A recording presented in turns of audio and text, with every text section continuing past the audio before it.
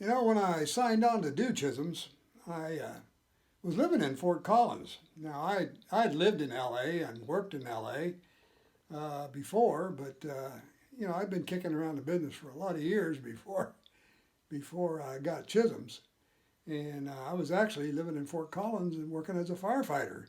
Luckily, firefighters can get a lot of time off when they need it, so that's why I had an agent in Denver, and I used to go down to Denver and pick up a job here and there. So I got the call from my agent to go read for Liz Kegley, who was in town. She was the casting director for Chisholms. And so I went down and read for Liz, and read the part of McVitie. And McVitie was just a 1 or 2 day thing at that time. He was just a bit part. And I got the job. I was excited about that, and they sent me down to La Junta, and I went out and worked at Bent's Fort and did the things, the sides that I had read for the audition. We shot those, and anyway, they just kept bringing me pages, and I thought, what the heck? I wasn't going to look a gift horse in the mouth, but anyway, I didn't say anything, and they just kept bringing me more pages and bringing me more pages, and I thought, this is great. I'm getting a lot of coverage here. I'm getting a lot of work, and I was there for a week. Been there about a week and a half. Finally, the director came to me one day and he said, "Frank," he says, I know you're an actor and you live in Fort Collins, but he said, we're gonna leave here. We got about another week here, and he said, we're going to go up to Donner's Pass in California, and he said, then we're going to move down to L.A., and he said, would you be interested in coming down when we get back to L.A.? Would you be interested in coming to L.A. and joining us there? We'd love to have you come. And I looked, I couldn't believe it, and I said, absolutely, you bet, I'd love to. Duh, I mean, that's what it's all about. This was a dream come true for me to be working on a series with a recurring role. So anyway, I went back to Fort Collins, and a couple of weeks later, they flew me out to L.A., and we were shooting just outside of Valencia, California. In fact, we stayed in a motel that was right across the Interstate 5 from Magic Mountain. And we were shooting in an area where, as you know, California has a lot of fires, and they wanted an area that looked like where it had been a big prairie fire, and there was a scorched area that they'd had a fire in. I said, this was 1980.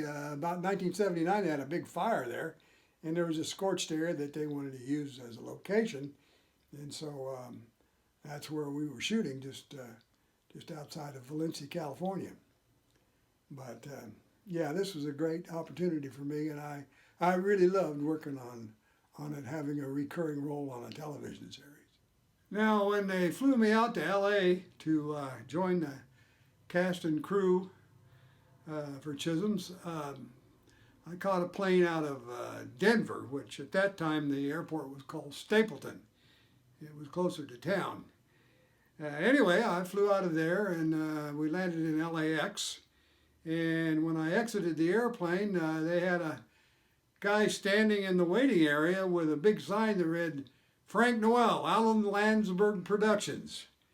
Now, Alan Landsberg Alan Landberg was the ex-executive producer on Chisholm. So anyway, we loaded up my stuff, and he took me out to, I believe it was called the El Rancho Motel. It was right across the street from an amusement park called Magic Mountain, and I believe the interstate was Interstate 5.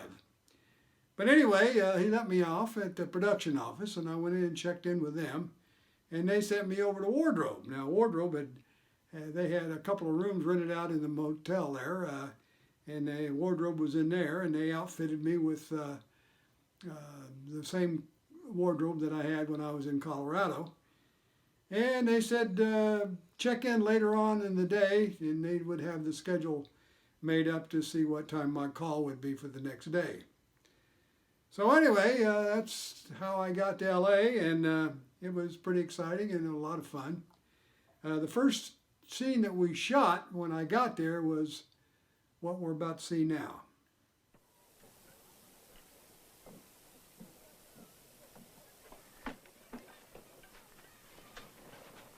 Quiet watch last night. Nothing stirring. Won't be sharing no coffee with a traitor. You had no right to turn that hostage loose. It's all right, McVitie. I've been telling the folks what a real smart fella you are, Chisholm. You ought to tell that to my wife, Scott. She's of a different mind. Smart enough to marry an Indian squaw into your family. I ain't following your meaning, Scott. Your family will be safe when them heathens come raping and killing. Them Injuns come storming in, they ain't about to stop and ask if I'm father to Will, who's husband of Queednook. You must be getting used to this kind of needling, Chisholm. You're talking about my son's wife. That's right. And you're talking about somebody I love like a daughter. I'm talking about a heathen squaw.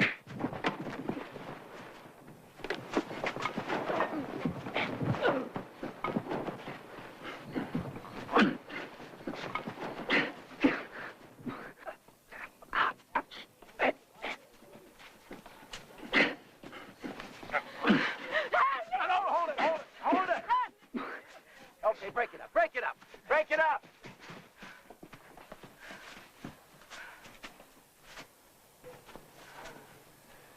They was making sport of Queednook men. You did right. You did right.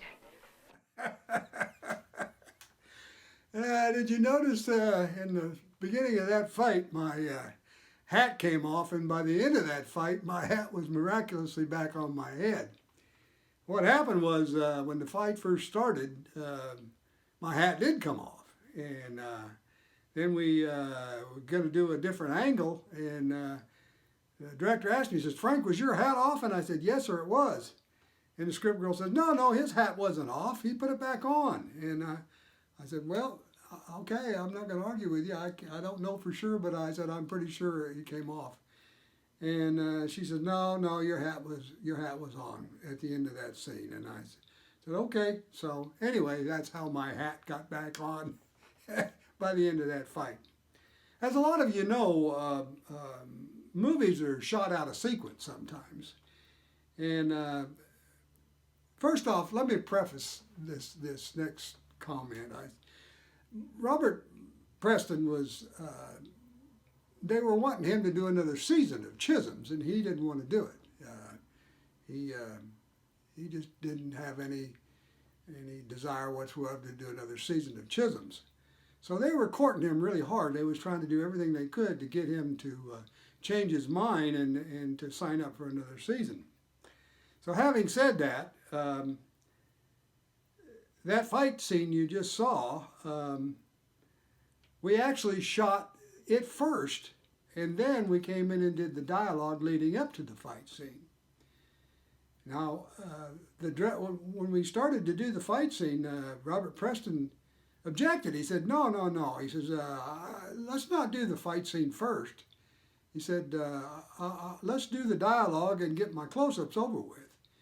And the director says, No, Bob, please. He said, let's just do the fight scene and get it over with. He says, I don't want to have to do another setup. It's going to cost me a lot of time. Now, in directors, they have a lot of pressure on them, and I guess they'd run into some problems, and they were running behind schedule.